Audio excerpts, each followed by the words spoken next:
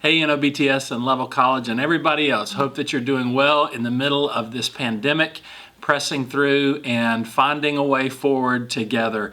I don't know if you've ever met my wife, but this is my lovely wife, Tara Dew. Hey everybody.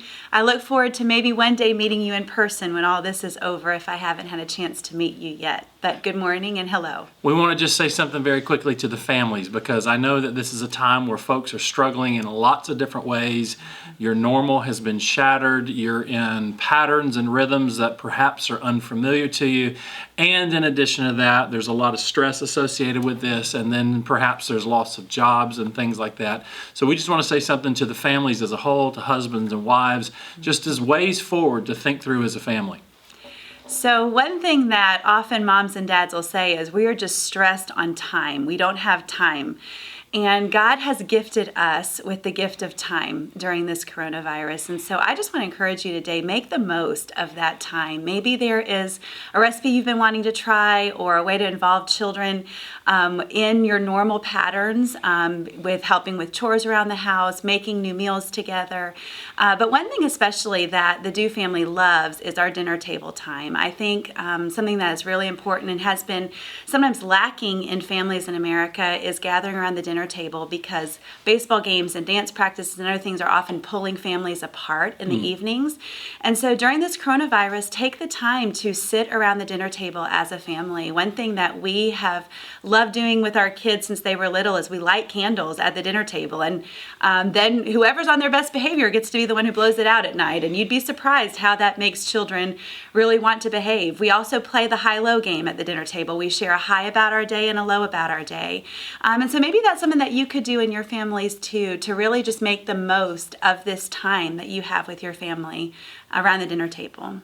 One of the things I want to just mention to the husbands and to the fathers in the families that, look, this is a time especially where you need to engage your family and lead your family very well. One way that you can do that is step into the normal household activities that perhaps we as men are going to be inclined to disengage from.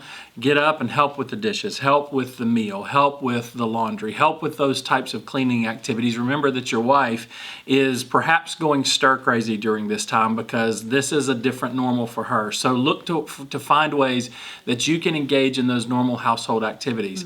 Engage your wife and your children in conversation as often as possible because they're all processing things too. Your children, they're probably holding up fairly well, probably battling boredom very badly, and you can help with doing things with them on that front.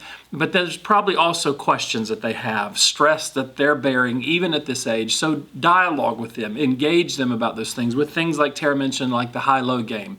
This is a time for you men to lead your family spiritually. This is a wonderful season. If family devotions are not already a normal part of your daily rhythms or nightly rhythms, this is a great time to do that. Just before bed, turn off the TV, do those types of things, and lead your family through prayer and scripture reading and talking and dialogue. But men, just want to encourage you and charge you, now especially is a wonderful time and a very important time for you to be leading your families.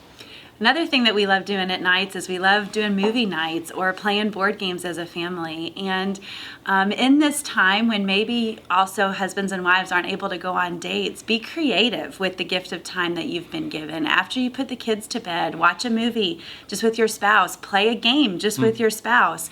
Make sure that you all are investing and prioritizing your marriage in this time. Maybe you could take a walk outside, just the two of you.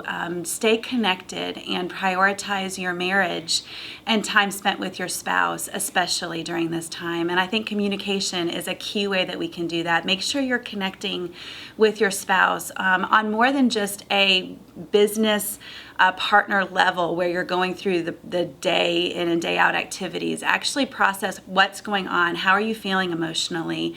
How are you doing mentally? How are you doing spiritually? Check in with each other and make sure you're really prioritizing your marriage during this time as well. This is a crazy time, and we're right in the middle of it, and we still have a good way to go.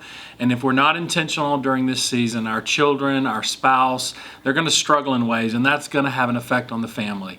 So let the silver lining of this season be that it draws your family closer together.